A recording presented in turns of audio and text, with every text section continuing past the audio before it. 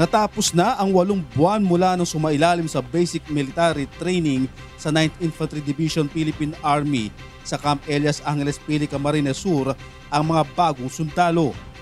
Nakahanda nang i-deploy ang 123 sundalo sa 6 na probinsya sa Bicol Region. Binubuo ng 109 na lalaki at 14 na babae ang sumailalim sa Candidate Soldier Course ng Masidla Class 779-2023.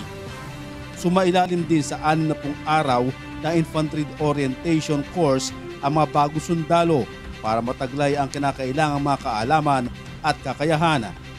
Maging sa handang kaisipan sa pagsasagawa ng military operations sa mga kagubatan, kabundukan at urban operations.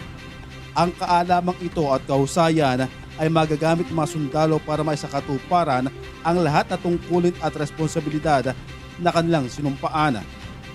Karagdagang puwersa sa 7,000 strong force ng 9th Infantry Division ng Philippine Army ang mga bagong sundalo na handang tumulong sa pagkapanatili ng kapayapaan at kaalinsabay ng kaunlaran sa Kabikulan.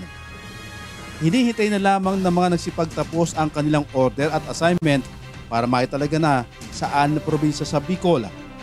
Nananawagan naman ang pamunuan ng 9th ID sa sinumang individual na interesado maging bahagi ng Philippine Army at patuloy pa din ang sinasagawang recruitment ng hukbong sandatahan ng Pilipinas.